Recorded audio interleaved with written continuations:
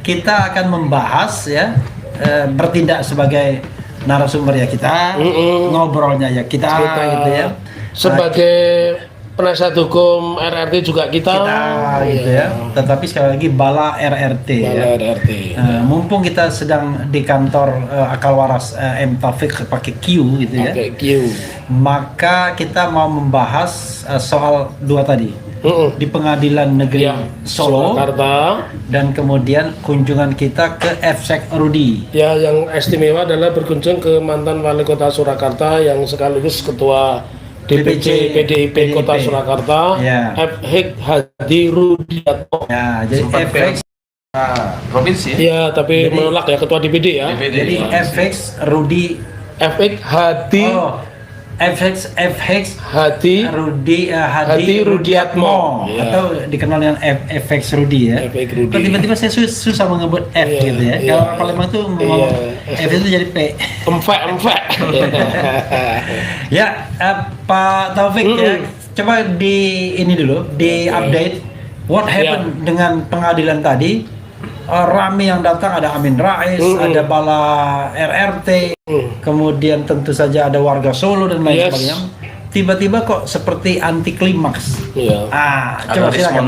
Ada Rismon Sianipar sebagai prinsipal ya. Kalau Roy Suryo dan Dr. Tifa kebetulan tidak datang, tapi insya Allah nanti tanggal 6 Januari kita usahakan datang. Kita usahakan datang ya. Kalau bisa mengusahakannya. Silakan. Insya Allah. Oke, silakan. Apa yang disampaikan oleh Bang Refli Harun, saya mau tanggapi sebagai berikut ya. Memang persidangan hari ini pengadilan itu penuh, bahkan sebelum dimulai pada pukul 10 itu koridor atau gang yang ada di Pengadilan Negeri Surakarta menuju ruang sidang itu tidak bisa dilewati karena saking sesak dan penuhnya orang-orang yang antusias ingin mengikuti jalannya persidangan gugatan citizen lawsuit ya, yang mensoalkan sikap negara yang mendiamkan saja terkait dengan ijazah Dr. Andes Insinyur Haji Joko Widodo. Nah, kalau dibilang anti klimak belum ya, karena tadi belum ada pembuktian. Nah, jadi begini. Ketika dari tim kami itu menyajikan 15 bukti, kemudian dilihat oleh hakim, diperiksa begitu tepatnya, hakim tidak bisa menerima ketika KTP penggugat 1 dan penggugat 2 dijadikan satu bukti, dan ketika ijazah penggugat 1 dan penggugat 2 dijadikan satu bukti, begitu juga transkrip nilai itu tidak bisa, maka otomatis bukti P1 itu akan berkembang menjadi P11, P12 ya. Kemudian yang P2 juga akan bertambah, P21, P22 dan seterusnya, dan ini berpengaruh. Tetapi so far so good. Sebab di bukti-bukti yang lain itu dinyatakan diterima begitu. Tata urutannya saja pasti kita rubah, dan tadi sudah kita rubah. Jadi tata urutannya itu akan kita rubah. Namun yang menarik, substansi dari persidangan pada hari ini, selain tadi disebutkan oleh Bang Refli Harun, dihadiri Pak Amin Rais, dihadiri Rismon Sianipar, dihadiri juga beberapa televisi nasional, dan juga dihadiri oleh teman-teman yang datang dari Banten, dari Bandung, dari Bojonegoro, dari Jember ya, dari Semarang otomatis, dan dari Surakarta tentu saja. Itu sangat menggembirakan kami ya, bahwa artinya sebuah pengadilan di kota yang kalau siang penduduknya 2 juta, kalau malam penduduknya 600.000 ini, orang begitu antusias ya. Nah, memang di situ benar yang dibilang oleh RH ya, ada perdebatan ya. Perdebatan itu khususnya tentang keinginan dari penggugat, keinginan dari kami itu untuk melakukan cross examination. Apa maksudnya? Bahwa kita ingin melakukan pembuktian bersilang. Maksudnya ketika kami menyajikan bukti ini, ijazah ya, ini transkrip nilai, itu boleh dicek oleh pihak lawan. Begitu pula sebaliknya, pihak lawan ketika menyajikan bukti, tim dari kami ini harus diperbolehkan menilai pula.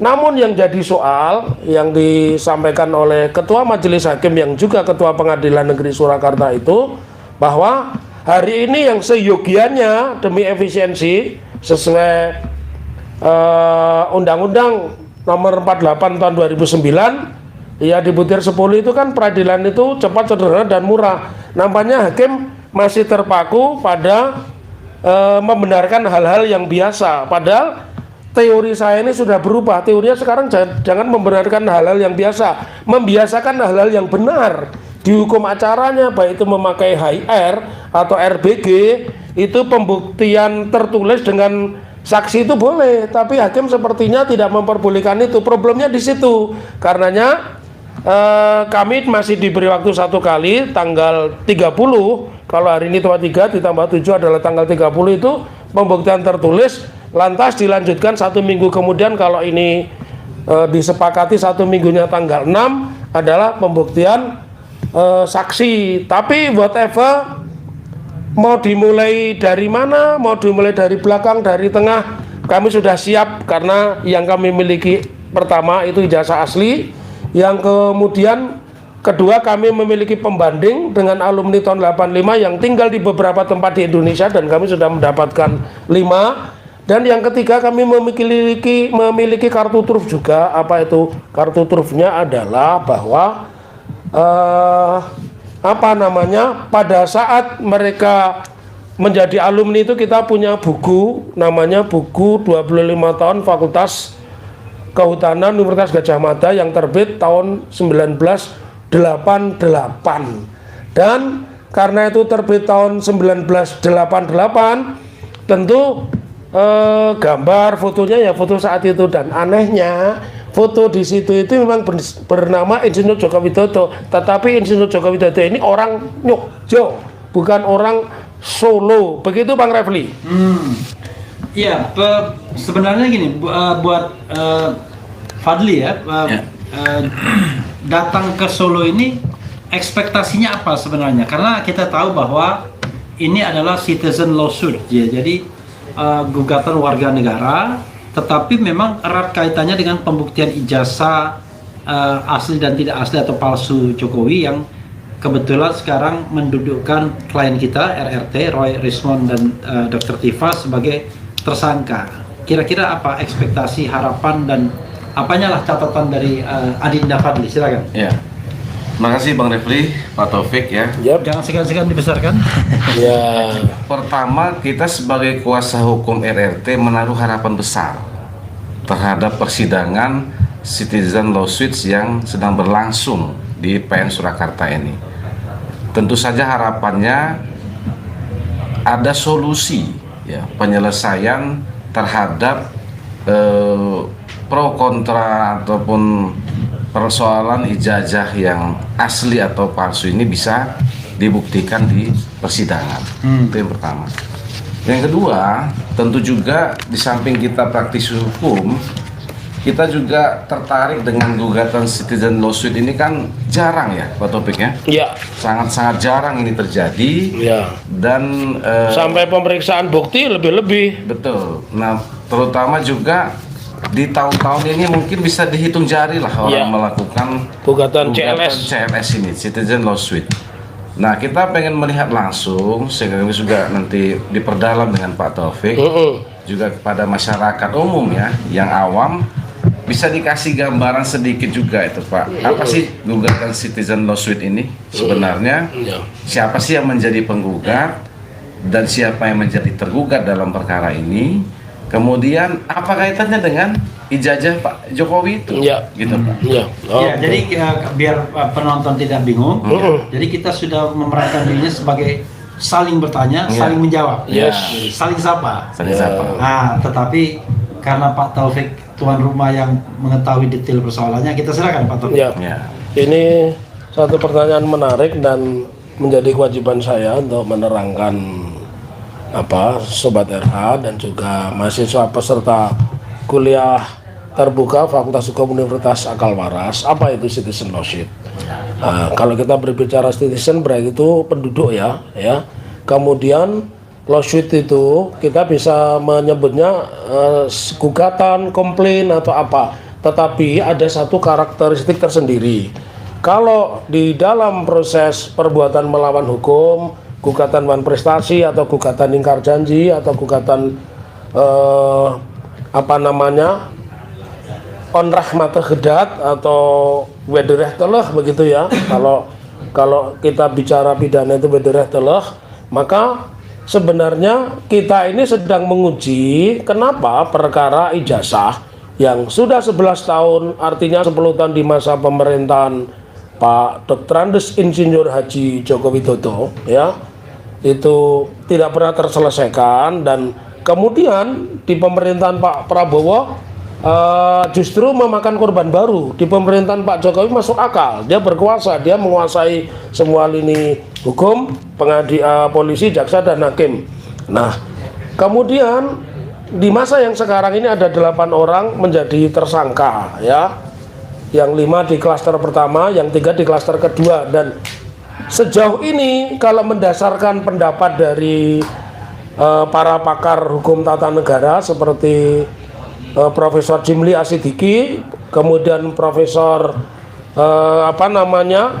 Mahfud MD, dan juga ahli pidana Reza Indragiri, itu kan mensyaratkan kenapa sejauh ini tidak pernah ada dibuktikan. Dan pembuktian yang paling benar menurut pendapatnya dari Prof siapa ini namanya Jimli Asidiki itu ya pengadilan perdata. Oleh karena itu, dengan latar belakang itu semua, karena sudah menjadi isu nasional bahkan internasional, kita menginginkan negara ini berbuat, karena negara ini saat ini dikelola Prabowo, ya harus kita ajukan. Apa berbuatnya itu? Tentu sebagai negara dia seorang general manager ya, dia menguasai apa saja, menguasai polisi, menguasai jaksa, menguasai kementerian, termasuk Kementerian Pendidikan Tinggi dan Kementerian Pendidikan dan Kebudayaan, mestinya itu menyelesaikan. Oleh karenanya kami melalui gugatan citizen lawsuit mempersepsikan yang namanya UGM itu sebagai institusi pemerintah, rektor itu pejabat pemerintah, wakil rektor adalah pejabat pemerintah ya, dan perguruan tinggi, Universitas Gadjah Mada serta polisi sebagai institusi harus bertanggung jawab. Kebetulan makanya tadi pertanyaan Bang Refli ya kan nyambung, ini kan sidangnya Dr. Tifa di Jakarta, tetapi kenapa pemeriksaan di Jakarta, tapi kenapa datangnya di Pengadilan Surakarta Anak?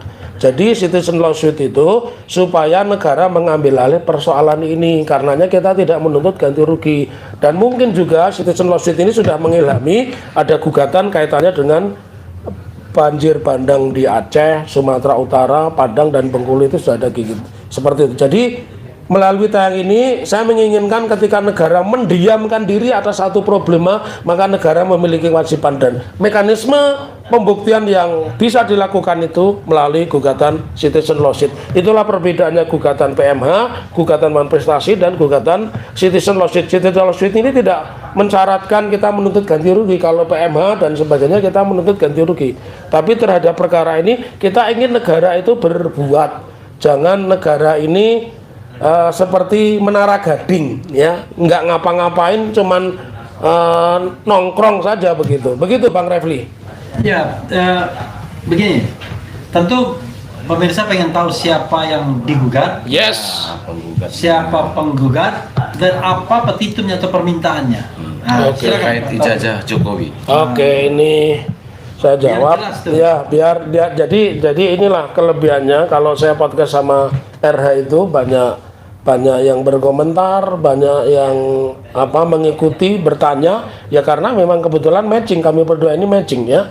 Ini saya kasih tahu dulu, ini saya bocorin ya, keduanya ini dulu mantan wartawan. Jadi beliau wartawan, saya juga wartawan. Kalau dulu berarti wartawan, bukan mantan wartawan. Ya dulu wartawan, iya dulu wartawan, sekarang mantan. Ya dulu wartawan, beliau wartawan, saya wartawan juga ya.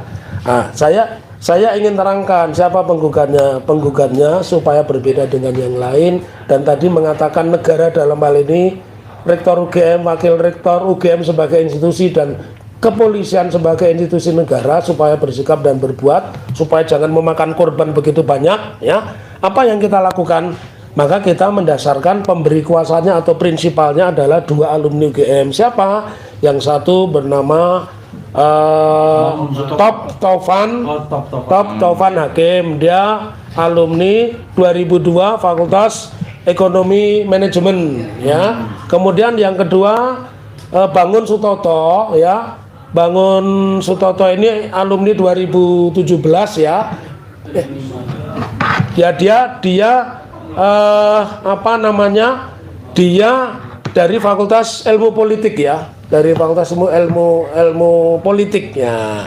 Jadi dari keduanya ini, satu, kalau nanti dipertanyakan loh, you siapa? Kan punya legal standing. Itu pertama. Yang kedua, dia warga negara Indonesia. Dan yang ketiga, dia membayar pajak karena itu dia memiliki alasan supaya isu ini tidak liar dan tidak memakan korban, negara harus bertanggung jawab. Lalu siapa yang digugat? Yang digugat tentu saja Rektor Universitas Gadjah Mada. Kenapa rektor? Rektor selalu dengan narasi. Kata-kata ini saya ulang lagi. Dengan narasi, tidak pernah dengan bukti, mengatakan awalnya meyakini. Kalau meyakini itu kan berarti dia tidak pernah melihat langsung. Meyakini bahwa ijazahnya Jokowi asli dan tidak pernah diperlihatkan hingga hari ini. Ya, dia selalu mengatakan, bahkan yang terakhir mengatakan kita mengakui jasa Jokowi asli. Kita kan tidak bicara akui atau tidak akui, tapi kita bicara apakah jasa itu benar asli atau tidak asli. Lalu Wakil Rektor 2 itu selalu menyebutkan proses pendidikannya seperti ini. Dia ikut KKN di Desa Wonosegoro, dia ikut menyusun skripsi, pembimbingnya ini dan sebagainya, walaupun itu sudah ditolak oleh mereka yang disebut pembimbing dalam hal ini Pak Kasmujo. Nah, itu alasannya. Yang ketiga, kenapa kita memasukkan kepolisian? Karena kepolisian kan menyimpan ijazah. Dan kemarin ditunjukkan Kepolisian Republik Indonesia ya? Iya, Kepolisian Republik Indonesia itu menyimpan ijazah. Artinya begini, tadi juga ada di wartawan ditanya ketika di pengadilan, lalu bagaimana kalau ijazahnya itu tahan sebagai barang bukti? Justru gampang. Polisi itu kan satu, mau polisi Surakarta, polisi Semarang, polisi Jakarta, polisi Banten, polisinya satu, kan mudah itu ditunjukkan. Nah, terakhir Universitas Gadjah Mada sebagai institusi juga kita masukkan sebagai turut tergugat. Kenapa? Biar dia berbuat, ya, biar dia berbuat, jangan seenaknya. Dan Pak Jokowi sebagai tergugat utama tentu saja berkewajiban kalau di depan wartawan Kompas secara eksklusif mengatakan, saya akan tunjukkan di depan sidang, di depan wartawan yang lain lebih kurang 12 wartawan juga mengatakan begitu, ya. Tentunya itu kalau beliau ini seorang presiden yang bertanggung jawab, seorang pejabat negara bertanggung jawab, dia akan gentleman datang ke pengadilan dan membawa ijazah, selesai. Kalau tidak, ya seperti yang banyak dikatakan, berarti kalau dia memiliki asli berarti dia ingin menghukum warga negaranya. Kalau dia tidak memiliki ijazah asli mengaku-ngaku, ya mestinya Pak Jokowi yang harus diproses, bukan seperti yang terjadi Ibu Wakil Gubernur ya. Ibu Wakil Gubernur di mana itu? Bengkulu ya? Bukan, Babel di Bangka Belitung. Di Bangka Belitung itu sudah ditetapkan tersangka dan pasalnya berlapis-lapis. Kenapa ada disparitas pidana? Saya kembalikan, nanti saya diprotes. Ini jadi saya sebagai hostnya diam aja. Nah, Bang Refli biasanya begitu. Nah, ini saya kembalikan lagi aja tanya jawabnya. Jadi mungkin nanti Fadli tambahkan ya. Jadi penggugatnya adalah dua alumni UGM ya. Top-topan sama Bangun Sutoto. Betul. Kemudian tergugatnya adalah Rektor UGM. Jokowi dulu. Oh, Jokowi. Rektor UGM. Wakil Rektor 2. Kemudian kepolisian. Turut yang kelimanya, turut tergugatnya adalah institusi perguruan tinggi UGM. Oke, sebagai institusi. Ya. Pertanyaannya petitumnya apa tadi? Oh, lupa, belum terjawab. Nih petitumnya. Nih enaknya kalau yang tanya mantan wartawan ya. Mantan wartawan atau pernah jadi wartawan? Cerdas dia, tajam. Itu tajam. Saya susah. Biasanya nggak jarang bertanya begini. Betul ya, bahwa tuntutannya negara dalam hal ini Pak Jokowi selaku pejabat dan tentara, kepolisian yang menyita ijazah UGM dan wakil rektor 2 itu menunjukkan ijazah di depan sidang biar polemik selesai, biar tidak ada orang di penjara. Aneh ya, kalau orang di penjara hanya karena tanya ijazah, sementara ijazah yang aslinya tidak pernah ditunjukkan, tiba-tiba orang yang bertanya dan apa namanya memuat ulang itu dijadikan tersangka. Itu sangat aneh dan semua orang ahli hukum pidana, hukum tata negara, ya, terus hukum karma, semua pasti bertanya itu. Tidak pernah terjadi seperti itu. Oke, jadi secara spesifik adalah mereka tanggung renteng Yes. untuk menunjukkan ijazah. Ya. Pokoknya ijazahnya ditunjukkan. Pertanyaannya Pak Taufik, pada Ya. tanggal 15 Desember ini buat Fadli ya. Oke. Pada tanggal 15 Desember 2025 hari Senin yang lalu, kita kan lawyer mengikuti gelar perkara khusus. Pak Taufik karena halangan tertentu Ya. yang jauh tidak ikut, Ya. tapi saya sama Fadli ikut, ya. Itu sudah ditunjukkan ijazahnya. Nah, lalu mungkin pancingan buat Fadli. Jadi ngapain lagi? Ya gitu. Silakan Fadli.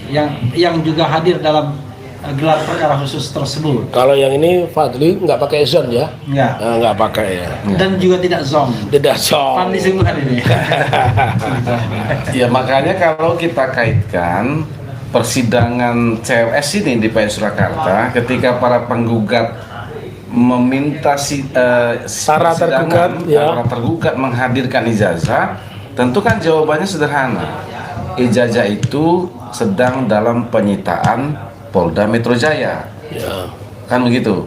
Nah, kemudian kalau dibalikan kepada RRT tersangka dalam perkara ini, Polda Metro Jaya juga sudah menyampaikan, sudah diperlihatkan ijazah barang bukti kepada para tersangka. Nah, makanya kan kemudian kita apa sih putusan yang mungkin gitu, yang mungkin bakal lahir dari proses persidangan CLS ini seperti itu. Kalau misalnya penggugat itu dikabulkan, apa sih putusannya yang bisa berdampak pada ijazah Jokowi ini gitu. Langsung aku jawab ini Ya. ya. Nah, jadi Ya. kalau pertanyaan itu disampaikan ke saya, Jadi, kan sebentar. Kalau saya terjadi microslip, saya mohon maaf. Karena memang baru datang dari Jakarta jam 2 dini hari, jalan dari Jakarta langsung ke PN Surakarta, Surakarta. dan sampai sekarang belum menyentuh Ya. bantal dan kasur. iya.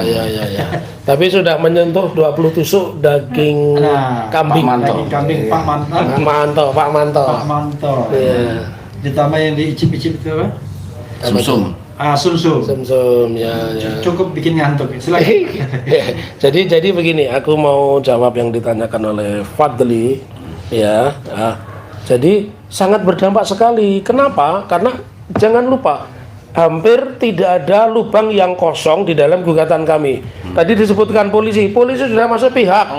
Iya, polisi masuk pihak sebagai tergugat empat, tergugat satu adalah Dr. Andes Insinyur Haji Joko Widodo, Iya, betul, tergugat dua adalah Rektor Universitas Gadjah Mada, tergugat tiga adalah Wakil Rektor 2, dan tergugat empatnya adalah kepolisian. Oke. Jadi kalau kita bicara polisi kan sama aja kan, mau polisi dimanapun orang namanya, misalkan Polsek, Kepolisian Negara Republik Indonesia, Betul. polisi sektor, kan begitu kepolisian sektor. Nah artinya Kecuali kalau direformasi ya. direformasi, tapi kayaknya susah itu Bang Refli ya. Kalau kita lihat bagaimana ada peraturan polisi nomor 10 ya yang sudah bisa mengeliminir pekerjaan apa namanya Komite Reformasi Kepolisian. Oke lah, kita kembali lagi. Jadi ini sangat berdampak, implikasinya sangat luas dan ini ditunggu oleh pengacara manapun karena tanggal 26 yang akan datang itu akan datang yang namanya Subhan Palal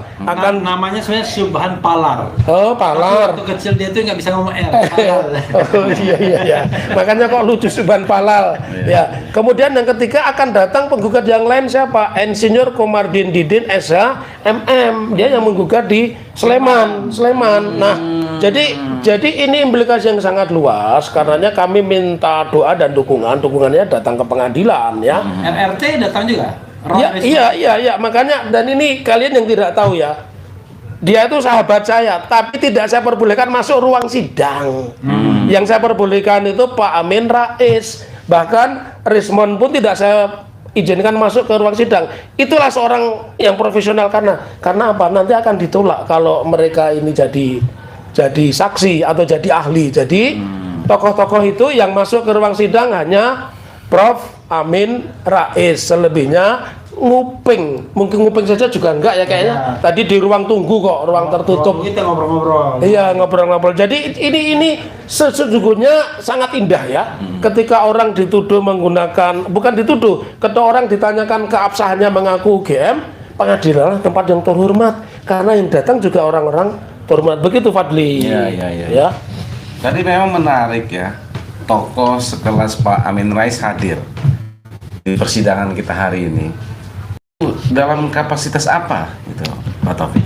Pak Amin itu harus tahu, Pak Amin itu sama dengan Bang Refli, sama dengan para penggugat. Mereka itu alumni Universitas Gadjah Mada. Iya, UGM juga. Prof. Amin itu guru besar UGM, ahli politik Timur Tengah. Pada saat itu ketika beliau masih menjadi dosen aktif. Nah, beliau berkepentingan, jangan lupa karena beliau itu aslinya kelahiran Solo. Jadi Prof. Amin Rais itu kelahiran Solo, putra Solo. Makanya wajar dia datang, dan tadi juga beliau mengatakan berdiri di samping kami, Mas Taufik, saya tidak akan memberikan keterangan atau saksi apapun, saya hanya memberikan doa. Oke. Luar biasa kan ini doa. Iya. Bukan sebagai saksi ya? Bukan, tidak berkedudukan sebagai apapun kecuali sebagai orang tua yang menghadiri persidangan dan mendoakan supaya di persidangan ini Pak Jokowi juga hadir secara terhormat. Oke. Iya. Oke, ada lagi Fadli soal PN ini? Ya, berapa persen optimisme penggugat yang dikabulkan oleh majelis hakim? Saya optimisme saya di atas 60%. Cuma 20%? Di atas 60%. Karena ditolaknya karena ditolaknya eksepsi oleh eksepsinya Tergugat, Pak Jokowi itu ya. Eksepsi Rektor UGM, eksepsi Wakil Rektor 2, eksepsi Ditolak. kepolisian. Itu menandakan bahwa hakim ini berwenang. Kalau hakim berwenang, pengadilannya berwenang dan tentu juga bisa memutus begitu. Oke. Tapi tentu ada pertanyaan independen Oke. ya. Kemarin di suatu tempat saya mengatakan, apakah Anda meragukan independensi? Saya balik tuh yang nanyanya. Are you Iya. sure? Siapa? Kita sudah independen? What is the name? Kompas lah TV. Iya, Kompas TV. Jadi are you sure kalau Iya. sudah independen? Kalau saya mengatakan bahwa pengadilan tidak independen, kemudian tidak penyidik ya tidak independen, kemudian saya mengatakan juga unequal treatment, memperlakukan para pihak itu tidak equal, kemudian unprofessional, tidak profesional, unproporsional, tidak profesional. Apakah saya salah mengatakan demikian? Karena itulah yang kita alami kan dalam hal misalnya pembuktian ijazah ini yang kita hanya diperlihatkan pada saat terakhir injury time dan tidak boleh diraba. Bagaimana kita membuktikan sesuatu dokumen hanya dari katanya kata labkrim ya atau lapor Mabes Polri ini sudah diuji dan identik ya kan asli dan lain sebagainya. Padahal persoalan kita adalah level of integrity-nya, level of trust-nya belum tentu kita percaya. Betul. Nah, karena itulah kemudian saya kok mikir gimana? Apa iya Pengadilan Negeri Surakarta ini berani? Karena hebat sih memang berani menolak eksepsi. Karena Subhan Palal tadi ditolak. Yang terbaru ya itu ya. Terbaru dinyatakan tidak dapat diterima. Seperti eksepsi pihak lawan dikabulkan. Kemudian di PN Jakarta Pusat dulu begitu. Pak Taufik sebelumnya betul. Waktu gugatan PMA begitu. Iya, gugatan nomor 099. Komardin sama. Juga begitu. Nah, tiba-tiba ini lewat. Fase itu dan kemudian sekarang pembuktian. Apa iya? Nah, gitu. Gitu. Paling mau nambahkan? Iya, memang istimewa ya jadinya. Iya. Kayaknya makanya kita rame-rame Kita rame-rame ke sini itu dalam rangka itu. Ya, makanya menjawab pertanyaan Anda berdua, saya tadi kan mengatakan 60 itu yang 40 itu milik Tuhan milik Tuhan. Kenapa? Itu secara teori saja. Ketika orang eksepsi ditolak itu berarti kan nanti kan ada skenario pemeriksaan bukti, pemeriksaan saksi. Salah satu saksinya adalah ahli, misalkan nanti Bang Refli kita hadirkan sebagai ahli tata negara, kemudian Rai Suryo kita hadirkan sebagai pakar telematika, kemudian Bu Dr. Tifa sebagai neuropolitika, dan Rismon Sianipar kita minta untuk mengaji Rismon Sianipar. Rismon Sianipar untuk mengaji Rismon terkapar bukan. bukan. Digital forensik. Rismon Sianipar untuk melakukan kajian digital forensik. Jadi sesungguhnya saya pun berharap hakim ini tidak sakit kembung, hakim tidak masuk angin, karena nanti kan ada 3 skenario itu Bang Refli sama Fadli. Kita sama-sama lawyers ya, bukan lawyer. Jadi kita punya 3 skenario. Satu, bahwa gugatan itu mungkin sepenuhnya ditolak. Kalau tidak diterima nggak mungkin ditolak, itu mungkin karena mungkin ya yang terburuk kita tidak pernah bisa memperlihatkan ijazah Pak Jokowi. Aneh nih. Padahal kalau gugatan perdata itu kewajiban pembuktian itu ada pada penggugat dan tergugat ya. Oke. Kemudian jadi bisa saja nanti karena kita tidak mampu menghadirkan ijazah asli dan sepertinya itu seperti belut putih kecemplung tong yang berisi oli juga kayaknya kan, susah banget itu nangkepnya begitu ya. Sudah belut, licin. Belutnya warna putih itu kan langka. Belut putih masuk kecemplung oli. iya. Olinya oli nomor 1 lagi. Ya Allah. Terus yang kedua bisa aja skenario bahwa dikabulkan sebagian ya. Dikabulkan sebagian bahwa satu, pengadilan negeri pasti dinyatakan berwenang mengadili, namun pengadilan negeri tidak berwenang menghadirkan secara paksa keberadaan ijazah ya. Ya, pasti itu nanti seperti itu. Yang ketiga, ya ini yang kita semua berharap dikabulkan seluruhnya, bahwa pengadilan negeri berwenang, bahwa pengadilan negeri bisa memerintahkan seperti harapan itu. Di online kan semua pertanyaan begitu. Ada Bang Taufik, tolong pesan kepada hakim untuk menghadirkan ini, sudah saya sampaikan ya. Yang ketiga bisa saja dikabulkan semuanya bahwa hakim akan memerintahkan kepada yang namanya Dr. Andes Insinyur Haji Joko Widodo untuk datang ke persidangan, atau kuasa hukumnya atau orang yang dikuasakan untuk datang di pengadilan menunjukkan ijazah. Itu selesai, dan itu yang diharapkan oleh jutaan pasang mata yang ada di Indonesia atas persidangan di Surakarta. Nah, ini saya justru mau tanya ini sama Bang Refli ya, pakarnya tata negara. Boleh nggak saya mengatakan saya menggugat UGM dan Rektor karena dia penyelenggara negara? Boleh nggak? Sah tidak saya mengatakan bahwa mereka ini penyelenggara negara? Karena di dalam eksepsi mereka mengatakan perguruan tinggi itu bukan penyelenggara negara. Nah, ini aku mau tanya sebagai ahli tata negara, gimana menurut?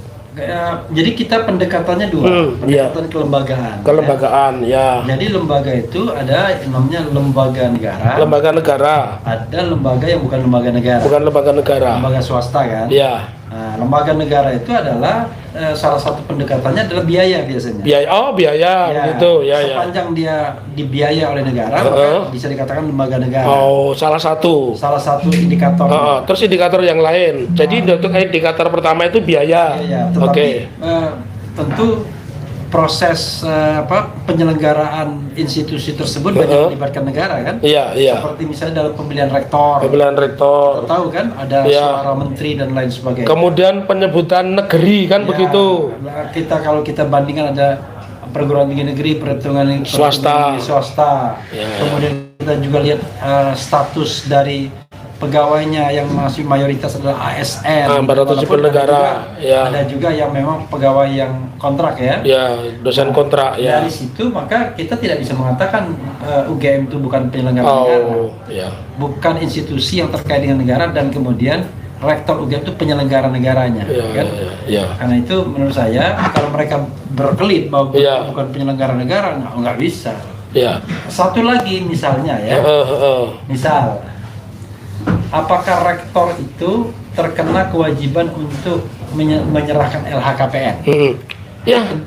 Kalau pejabat rektor terkena dong. Kan LHKPN itu kan laporan harta kekayaan penyelenggara.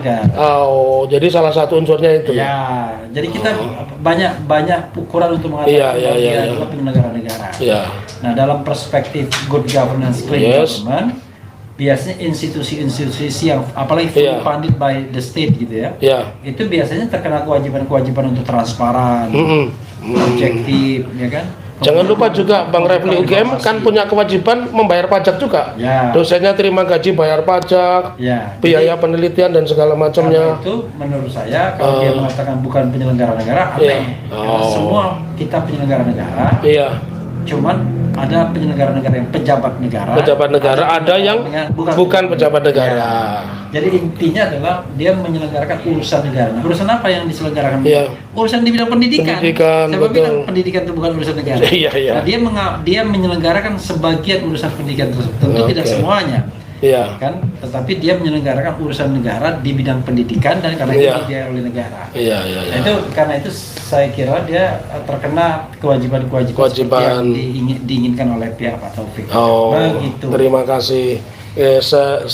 Salah satu pertimbangan hakim sepertinya seperti itu. Jadi netizen biar tahu ini apa yang kami lakukan ini akal waras bener, punya legal standing, punya tujuan, tidak punya tendensius begitu. Kalau Fadli gimana Ya, Fadli? kalau perguruan tinggi negeri itu kan bagian dari Menteri Pendidikan. Oh begitu Menteri ya. Pendidikan mendelegasikan kewenangannya kepada Kemenristek Rektor. Dikti ya, Kementerian Ristek Pendidikan Tinggi ya. Mendelegasikan sebagian kewenangannya kepada rektor. Ya, ya, Untuk ya, apa menyelenggarakan pendidikan. Ya, Nah, ya. ketika rektor Unila Lampung ya. ditangkap KPK. Oh iya iya iya. Nah, karena ingat apa? Karena dia penyelenggara Betul, negara, menerima betul. suap, Iya, gitu iya. loh. Iya, iya. Jadi ya konteks itu melekat Ah. sesuai dengan Undang-Undang KKN, termasuk dalam beberapa kategori penyelenggara negara. Jadi saya kira itu mereka hanya mencari-cari alasan saja. Iya, ya namanya eksepsi kan menyatakan keberatan. Ini Bang Refli perlu nggak kita bicara karena kaitannya sudah nyerempet pendidikan ini. Bagaimana kalau kita bicara tentang pendidikannya Pendidikannya Gibran. Mas Gibran? Nah, gimana Jadi, coba? jadi gini. Gini gimana? Jadi, fortunately ya kita agak beruntung. Setelah dari pengadilan dan makan sate, ya kan? Karena makan sate itu beruntungnya Ya, makan- akal kita jadi sehat nggak ngantuk. Ya. Kalau warasnya muncul. Makan sate 20 tusuk 20 plus tusuk. sumsum. Sum ya. Maka kemudian ada ajakan untuk goso ke rumah Iya. Rudi, ya. Iya. FX Hadi Rudiatmo. atau terkenal sebagai FX Rudi. Rudi atau Pak Rudi Pak Kumis. Ya. Dia ini adalah pertama menjabat wakil wali kota Solo berpasangan dengan Jokowi. Kemudian pada periode kedua, ketika Jokowi itu menjadi gubernur DKI, dia yang menjadi Wali kota. jadi wali kota dan kemudian dia terpilih lagi untuk periode kedua. Ya. Jadi FX Rudi ini kemudian kelihatannya cukup terbuka kepada kita ya. Iya, sangat terbuka. Ya, Ya. saya sebelum Pak Taufik, kalau Pak Taufik mendapatkan Datanya. datanya kita dapat semua karena Ya. FX Rudi baik sekali. Ya. Ini bilang dari saya. Ya. Jadi beliau memperbolehkan narasumber perolehan dokumen itu dari Pak dia. Efek Hadi Rudiatmo. Ini adalah daftar riwayat hidup bakal calon wali kota, wakil wali kota dalam pemilihan wali kota dan wakil wali kota Surakarta tahun 2020. Ya. Nah, ada Gibran Raka Buming Raka. Nah, sebelumnya saya ingin memancing Fadli dulu. Fadli Ya, dulu. Adinda Fadli. Karena Apa Fadli yang- tadi juga hadir. Hadir, Ya. ikut juga. Jadi semua ini tadi hadir. Hadir, ya kan? Tidak katanya. Tidak katanya. Apa yang Adinda lihat observasi Oke. dari percakapan dengan FX Rudi dan melihat dokumen yang kemudian diberikannya? Silakan. Ya. Boleh dilihat lagi. Semula saya belum terlalu tertarik. Saya ambil dokumen aslinya ya. Oke. Ya. Belum tertarik dengan buku Mang Rismon Gibran Endgame. Ya. Kan dia sudah launching kan itu, Mas Ya. Taufik kan? Ya. Belum tertarik gitu. Ya. Karena kan dia bercerita tentang sekolah di Australia, sekolah di Singapura. Ya. Nah, tapi ketika hari ini Pak FX Rudi memperlihatkan berkas pencalonan wali kota dan wakil wali kota Solo Tahun 2020. tahun 2020 yang ditandatangani Pak FX Rudi sebagai ketua DPC PDIP Solo untuk didaftarkan ke KPU Surakarta gitu. Nah, kemudian di sini saya tanya berulang-ulang beberapa kali ke Pak Rudi, apakah Yang mengajukan Ya. Partai Demokrasi Indonesia Perjuangan, Ya. Ketua FNKT Pertama Sekretaris Teguh Prakoso. Prakosa. Saya tanya, ini Bapak yang tanda tangan, ditanya Pak Bang Refli, ya saya tanda tangan nih sebagai ketua DPC. Ya. Kemudian apakah berkas yang didaftarkan ke KPU Surakarta hanya ini? Iya katanya. Nah saya tanya, kalau begitu mana ijazah SMU dan S1 calon wali kota saat itu? Ya kan? Ya saya nggak tahu, yang ada cuma ini katanya, berkas ini. Nah kemudian saya buka-buka lagi, ternyata adanya cuma surat dari Kementerian Yang di halaman 2 tadi kan? Pendidikan. Aku siapkan ini. Ini. Bukan. Sorry. Sebentar. Ya. Tadi dah. Ini yang rekam. Ini yang rekam. Ini yang rekam. Iya. Ini yang aslinya. Ya, itu dia. Nah, jadi Oke, apakah ini udah aku siapkan tadi. Ini aku udah dibaca aja. ada kata Pak Rudi, cuma itu katanya surat keterangan dari Kementerian Pendidikan dan Kebudayaan, Direktorat Jenderal Pendidikan Dasar dan Menengah, Jakarta 6 Agustus 2019. Ya kan? Artinya surat ini dibuat memang khusus untuk pada saat pencalonan. Kemudian apakah ada lampirannya? Mana ijazah dari sekolah apa itu Pak? Australia? Sekolah Sir. UTS Insert Sydney, Australia, dan SMA MDIS Singapura. Ya. Sama ada Orchard Park Secondary School Singapura Ya. juga nggak ada. SMPN 1 Surakarta juga nggak ada. Ya. SDN Mangkubumen gitu Ya. juga nggak Nah, ada. menurut Pak Rudi tidak ada, kan begitu? Ya. Nah, kemudian timbul pertanyaan kami, apakah surat keterangan ini ijazah? Ya. Bukan. Ini yang kemudian akan kita pertanyakan lah nanti secara resmi. Ya. Apakah surat keterangan ini yang digunakan dalam pencalonan wali kota dan pencalonan sebagai wakil presiden? Ya kan? Ini mungkin akan panjang ini. panjang. Bang Refli. Ya. Itulah ada pengantar. Boleh nggak Bang Refli aku komentar dulu Bang Oke, Refli? silakan. Kebetulan aku tadi kan ikut dan Ya. semua kita memegang. Jadi Pak Rudi itu karena dekat dengan aku sebagai orang Solo, map merah berlogo PDIP itu diserahkan ke kami dalam artian saya, lalu disampaikanlah model BB2 KWK ya, yang itu memuat tentang daftar riwayat hidup bakal calon wali kota dalam pemilihan wali kota Surakarta dan wakil wali kota Surakarta tahun 2020. Pas foto ini nanti aslinya biar tunjukkan Bang Refli. Saya hanya ingin ada yang janggal nih. Ini umpan buat Mas Roy Suryo, umpan juga buat Rismon Sianipar, bukan Dokter Tifa. dan Dokter Tifa. Apa tuh? Ini saya baca nih ya, bahwa kita baca dulu surat keterangan Kementerian Pendidikan dan Kebudayaan, Direktorat Jenderal Pendidikan Dasar Menengah, Jalan Jenderal Sudirman, Gedung E, lantai 14 Senayan, bla bla. Apa? Surat keterangan Direktur Jenderal Pendidikan Dasar dan Direktur Jenderal Dasmen Kementerian Pendidikan Kebudayaan menerangkan bahwa Gibran Raka Buming Raka, tempat tanggal lahir Surakarta 01 Oktober 1987. Nah ini kita nemukan nih insinyur nih, nama orang tua insinyur Joko Widodo. Tadi kita nggak lihat nih, ini sekarang nih. Nah yang menarik guys, dan Sobat RH, Baru dengar guys. Sobat RH telah menyelesaikan pendidikan grade 12 di UTS Insert Sydney, Australia tahun 2006. Yang bersangkutan dinilai memiliki pengetahuan setara atau setamat sekolah menengah kejuruan peminatan akuntansi dan keuangan di Indonesia. Surat keterangan ini diberikan untuk dipergunakan sebagaimana mestinya. Nih, tulis nih ya. Jakarta 6 Agustus 2019 atas nama Direktur Jenderal Sekretariat Direktorat Jenderal Dr. Sutanto SMA. Yang menarik tadi dikatakan grade 12 lulus 2006, padahal di sini sarjana S1 masuk di Singapura itu 2007 2010. Bagaimana mungkin ya disebut dia telah lulus SMA tahun 2006? Kan sangat janggal, karena baru di tahun SMA-nya saja ini disebutkan Insert Sydney Australia itu sekolahnya 2007 sampai 2004 sampai 2007, 3 tahun. Lah kok 2006 sudah dinyatakan lulus? Iya. Berarti kelas 2 dong. Ya. Ini kelas 2 itu belum lulus. Jadi ini satu fakta yang bisa menjadi senjata atau pukulan, dan ini nanti biar yang asli ditunjukkan Ya. Bang Refli. Jadi kita berbagi peran. Cuman saya mengatakan kalau 6 Agustus 2019 dinyatakan menyelesaikan pendidikan grade 12, sementara di riwayat pendidikan dia disebut SMA 2004 sampai 2007. 2006 sudah lulus, berarti nggak selesai dong, ya. Ya. 2004, 2005, 2006, berarti 2 tahun.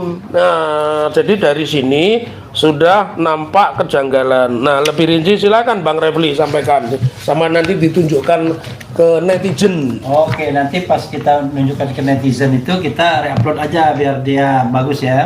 Oke. Jadi di sini dari yang official mendaftar kepada KPU Surakarta, itu sarjana S1-nya dari MBIS Singapura 2007-2010. 3 tahun. 3 tahun, terlepas kita percaya atau enggak itu Ya, hal lain. yes.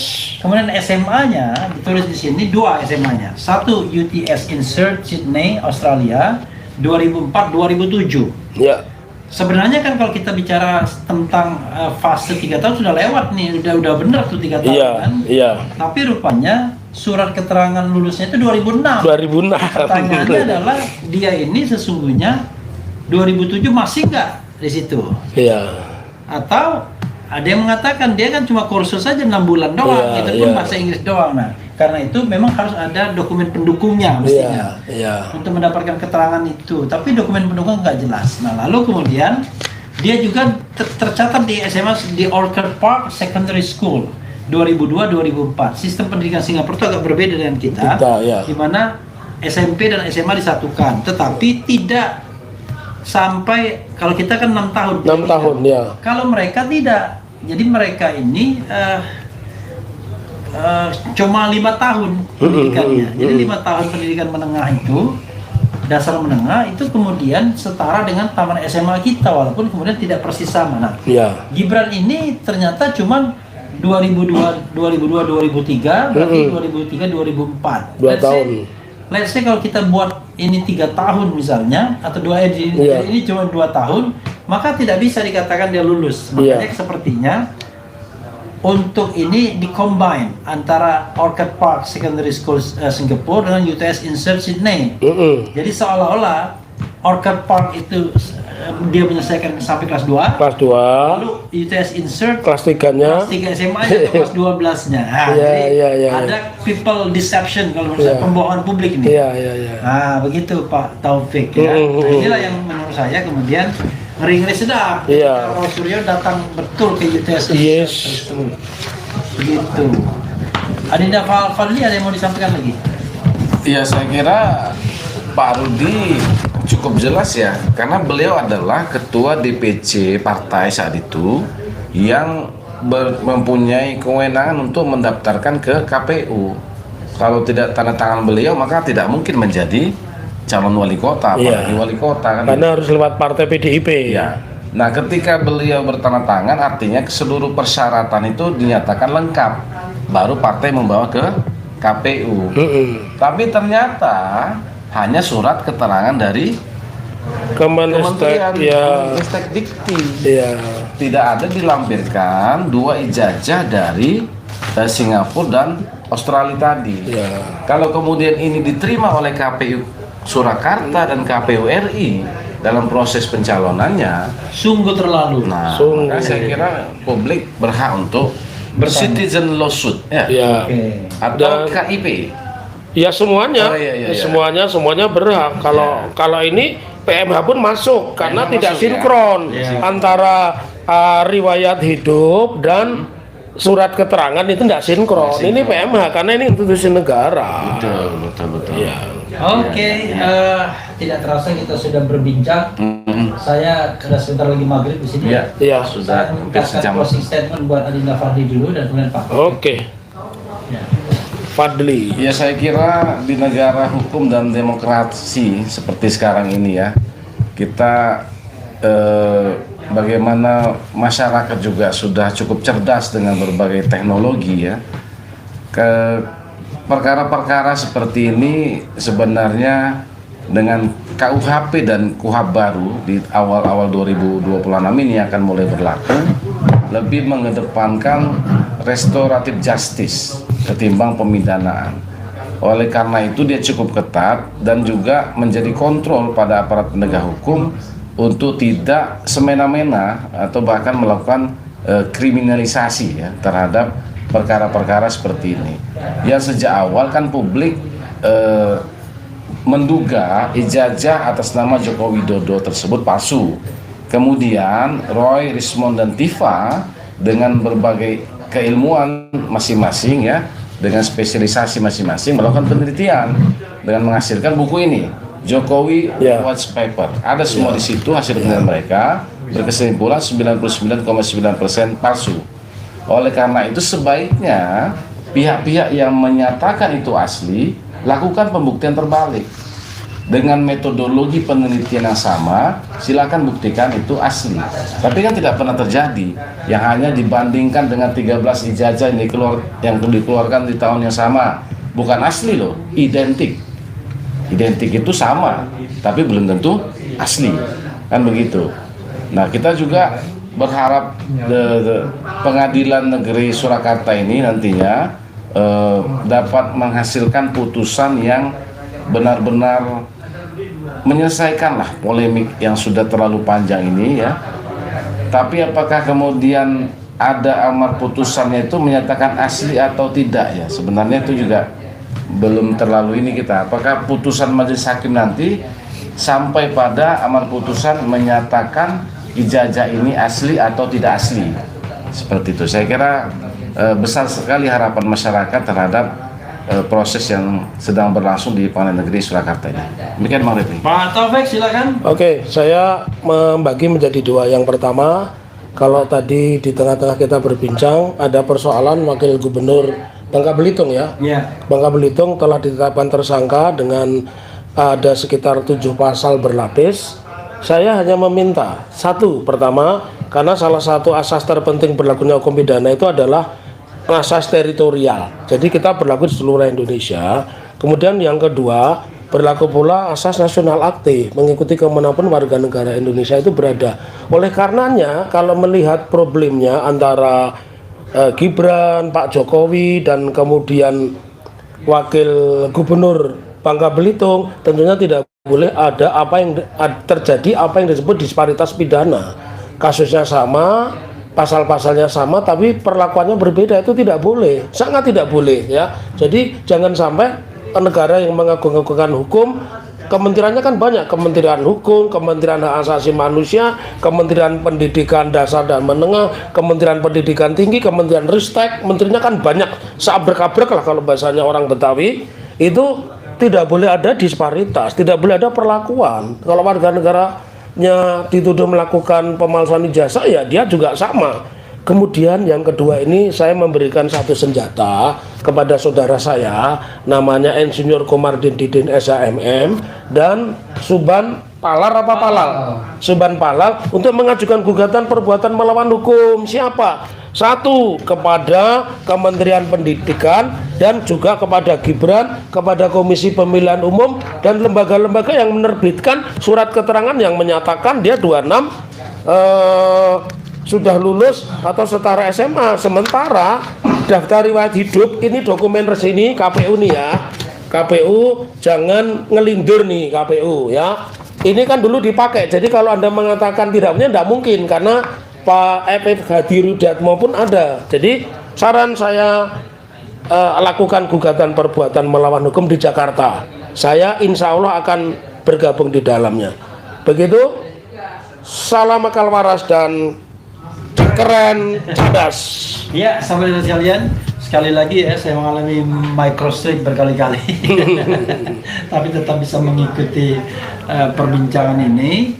Dan yang paling penting adalah memang ya sebenarnya ada satu kunci kalau soal ijazah Jokowi sebelum ada putusan pengadilan kekuatan hukum tetap, either itu PT UN atau itu pengadilan perdata, harusnya pidananya tidak boleh Tidak boleh jalan, ya, tidak betul. boleh jalan. Kalau jalan sontoloyo sebenarnya. Sontoloyo, ya. Karena itu kita berusaha tahan ya, Iya. sampai kemudian P21 karena kita akan mengatakan itu tidak memenuhi syarat. Tidak memenuhi syarat. Kita akan ajukan ahli-ahli Ahli dan saksi, ya. itu satu. Sehingga kalaupun misalnya mau di hold, ya silakan buktikan dulu. Nah, Betul. kemudian melalui CLS ini, citizen lawsuit, Ya. kan. Nah, yang kedua adalah mengenai Gibran Rakabuming Raka, jangan lupa bahwa he is the Vice President of Indonesia. Ya. Karena itu berlaku impeachment proses Yes. terhadap Vice President. Vice President. Jadi sebenarnya bisa juga langsung jumping up kepada DPR, kepada MK dan kepada DPR lagi plus MPR. MPR, ya. Jadi kita tidak usah susah-susah ke wilayah Betul. lain, langsung ke sana. Cuma memang namanya wilayah politik ini perlu energi politiknya. Iya, Nah, saya yakin 2026 itu energi politik itu akan lebih besar. lebih besar. Ini seperti film dulu G3 PKI. Ibu Pertiwi lagi hamil besar, Iya. ini didahului atau mendahului. Betul, betul. Jadi mudah-mudahan permasalahan ini akan selesai 2026. Jokowi selesai endgame, ijazahnya. Kemudian Gibran Rakabuming akan terkuak bahwa dia sudah melanggar konstitusi, Iya, dan tidak memenuhi syarat lagi sebagai calon. Dan dia harusnya di-impeach begitu. Ya, seharusnya di-impeach dia. Bukan di-impeach tapi di-impeach. Impeach, ya. Itu saja.